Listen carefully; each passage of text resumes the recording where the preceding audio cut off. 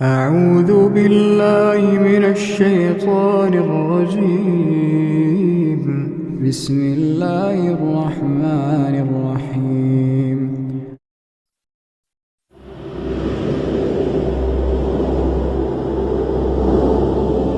عبداللہ اور نائمہ جمیلہ کے گھر میں بیٹھے ہوئے تھے۔ ان کے سامنے بیٹھی جمیلہ کے آنسو نہیں تھم رہے تھے۔ سارا اور صبا کی آنکھیں بھی پرنم تھیں۔ ان لوگوں کے دکھ کے احساس نے نائمہ کو بھی دکھی کر رکھا تھا، جس کے آثار اس کے چہرے سے عیاں تھے۔ عبداللہ بھی خاموشی سے بیٹھا ہوا تھا۔ وہ چاہتا تھا کہ جمیلہ کچھ اور رو لے تاکہ اس کے دل کا بوجھ کچھ ہلکا ہو۔ کچھ دیر فضا میں رونے اور سسکیوں کی آواز ہی گونجتی رہی۔ آخرکار نائمہ نے جمیلہ کو مخاطب کر کے کہا، آپ کے دکھ پر ہم دونوں کو بھی بہت صدمہ ہے۔ ہم اس خبر کا سن کر فوراً ہی آتے، مگر عبداللہ کے دوست داؤد کے سانے کی وجہ سے ہم خود بہت پریشان تھے۔ اس کی بات پر سارا نے عبداللہ سے مخاطب ہو کر کہا، عبداللہ بھائی، آپ کے دوست داؤد کے سانحے کا سن کر بہت افسوس ہوا۔ ہم ضرور آپ کے گھر آتے، مگر اگلے ہی دن ہمارے گھر میں اتنا بڑا سانحہ ہو گیا جس نے ہمیں توڑ کر رکھ دیا۔ ہمارا جوان بھائی سعد ہم سے چھن گیا۔ یہ کہہ کر سارا پھوٹ پھوٹ کر رونے لگی۔ نائمہ اپنی جگہ سے اٹھ کر سارا کے پاس جا بیٹھی اور اسے گلے سے لگا کر تسلی دینے لگی۔ اس کے حوصلہ دینے سے سارا کچھ بہتر ہو گئی تو نائمہ نے دریافت کیا، لیکن یہ حادثہ کیسے ہوا؟ بس نائمہ باجی کیا بتائیں، ہم تو دوہری مصیبت میں آ گئے ہیں۔ پولیس کہتی ہے کہ سعد اپنے کچھ ساتھیوں کے ہمراہ ایک گاڑی میں شہر سے باہر جا رہا تھا کہ پولیس نے ان کو روکنے کا اشارہ کیا، مگر ان کی طرف سے پولیس پر فائرنگ ہو گئی، جس کے جواب میں پولیس نے فائرنگ کی اور گاڑی میں موجود 3 افراد موقع پر ہی ہلاک ہو گئے۔ سعد، اس کا دوست شاہد اور ایک تیسرا شخص اور تھا۔ پولیس کہتی ہے کہ گاڑی میں بہت اسلحہ موجود تھا۔ اب وہ لوگ جنید کو بھی لے گئے ہیں، مگر جنید پر کیا الزام ہے؟ اس دفعہ عبداللہ نے سوال کیا۔ حمزہ گئے تھے معلوم کرنے۔ وہ کہتے ہیں کہ اس پر کوئی الزام نہیں، صرف سعد کی سرگرمیوں کے بارے میں معلوم کرنا چاہتے ہیں۔ معلومات لینے کے بعد وہ جنید کو چھوڑ دیں گے۔ اس کی بات ختم ہوئی تو جمیلہ تڑپ کر عبداللہ سے بولی، بیٹا میں نے اپنے جوان بیٹوں کو مسجد کی راہ اس لیے تو نہیں دکھائی تھی کہ ایک پولیس کے ہاتھوں مارا جائے اور دوسرا پولیس کی تحویل میں چلا جائے۔ یہ کہہ کر وہ دوبارہ بلک بلک کر رونے لگی۔ صبا اپنی جگہ سے اٹھی اور اپنی ماں کو خاموش کرانے کی کوشش کرنے لگی۔ امی صبر کیجیے، جنید بھائی جلد آ جائیں گے، اور سعد بھائی نے پہلے ہی آپ سے کہہ دیا تھا کہ وہ گھر سے جا رہے ہیں، جانے والوں کا غم نہیں کرتے۔ صبا یہ کہہ رہی تھی مگر ساتھ ساتھ اس کی آنکھوں سے بھی آنسو بہہ رہے تھے۔ میں آپ سے معافی مانگتا ہوں۔ عبداللہ نے یہ کہا تو سب اس کی طرف دیکھنے لگے کہ وہ جمیلہ سے کیوں معافی مانگ رہا ہے۔ سب کی نگاہ میں سوالیہ نشان تھا۔ عبداللہ نے بولنا شروع کیا، میں سارے اہل مذہب کی طرف سے آپ سے معافی مانگتا ہوں۔ ہم مذہبی لوگوں نے آپ کو جوانی میں بھی حلالہ پر مجبور کر کے بدترین دکھ دیا اور بڑھاپے میں بھی جوان اولاد کا صدمہ دکھایا۔ کاش ہم اہل مذہب کو اندازہ ہو جائے کہ ہماری ذمہ داری کتنی زیادہ ہوتی ہے۔ ہماری سطحی، نامعقول، جذباتی اور متعصبانہ سوچ کس طرح عام لوگوں کی زندگی اجیرن بنا دیتی ہے۔ آج کا مذہبی انسان دین کی بنیادی ترجیحات نہیں جانتا۔ دین کا ہر حکم انسانوں کی جان، مال اور آبرو کے تحفظ کے اصول پر دیا گیا ہے۔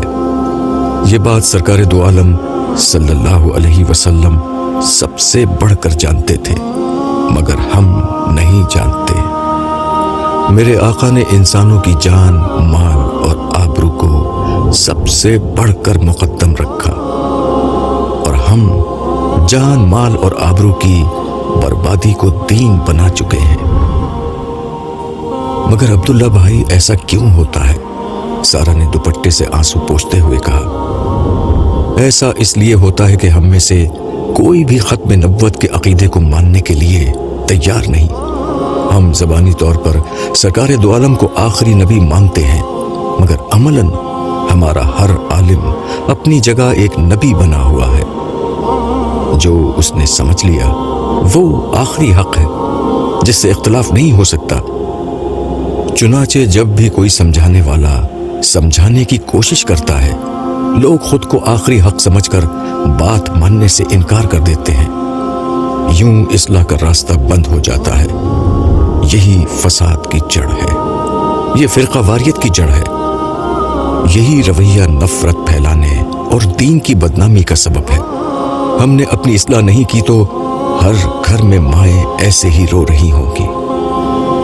عبداللہ جمیلہ کو دیکھتے ہوئے کچھ دیر کے لیے رکا اور مخموم انداز میں بولا، کاش اس وقت سے قبل ہم کو سمجھ آ جائے کہ ہم میں سے کوئی بھی نبی نہیں، ہم غلط ہو سکتے ہیں۔ اللہ تعالیٰ کسی کو بھی استعمال کر کے صحیح بات واضح کر سکتے ہیں۔ لوگ جھوٹے پروپیگنڈے اور مہم بازی کو بند کر کے علمی اختلافات کو علمی طریقے سے بیان کرنے تک خود کو محدود کر لیں تو اللہ تعالیٰ صحیح بات کو خود ہی عام کر دیتے ہیں۔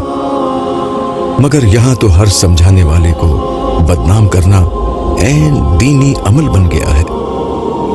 ایسے میں صحیح بات تو کبھی عام نہیں ہوگی، نفرت فساد کا بازار گرم رہے گا۔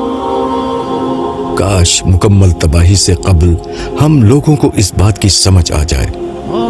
تھوڑی دیر خاموشی رہی، پھر عبداللہ کی آواز بلند ہوئی، یہ قوم بری نہیں ہے، یہ اللہ اور اس کے رسول سے محبت کرنے والی قوم ہے، مگر اسے ٹھیک بات نہیں بتائی جا رہی، اسی سے خرابی پیدا ہوئی ہے۔ مگر یہی اللہ کے حضور ہماری معذرت ہے۔ مجھے یقین ہے کہ اسی عذر کی بنا پر اللہ تعالیٰ ہماری قوم کو مکمل تباہی سے قبل ایک موقع ضرور دیں گے۔ اب ایسے لوگ اٹھیں گے جو اللہ کی مرضی اور منشا کو پوری طرح کھول کر رکھ دیں گے۔ وہ نہ کسی سے ڈریں گے، نہ کسی ملامت کرنے والے کی ملامت کی پرواہ کریں گے، یہاں تک کہ لوگ جان لیں گے کہ دین کی اصل دعوت آخرت کی نجات کی دعوت ہے اور اس کا راستہ ایمان و اخلاق ہے۔ مسلمانوں کا اصل کام دوسرے انسانوں سے لڑنا نہیں، شیطان سے لڑنا ہے۔ شیطان سے لڑائی یہی ہے کہ لوگوں کو توحید کی دعوت دی جائے۔ اس پیغام کو جاننے کے بعد بھی لوگ باز نہیں آئے تو پھر دنیا کی کوئی طاقت ہمیں مکمل تباہی سے نہیں بچا سکتی۔ یہ کہہ کر عبداللہ نے سر جھکا لیا۔ اس کی باتوں کے بعد کسی کے پاس کہنے کو کچھ نہ تھا۔ عبداللہ اپنی اسٹڈی میں خاموشی سے بیٹھا ہوا تھا۔ اس کے چہرے پر کرب کے آثار تھے اور دل رنج سے بھرا ہوا تھا۔ ایک طرف داؤد کی موت نے اس کو ہلا کر رکھ دیا تھا، دوسری طرف اس کے خلاف ہونے والے شدید پروپیگنڈے نے ایک طوفان اٹھا رکھا تھا۔ جھوٹ، الزام، بہتان اور کردار کشی کے اس طوفان میں ہر سچائی چھپ چکی تھی۔ وہ سوچ رہا تھا کہ ایک تنہا چراغ کی ٹمٹماتی ہوئی لو کب تک ان تیز آندھیوں کا مقابلہ کر سکے گی۔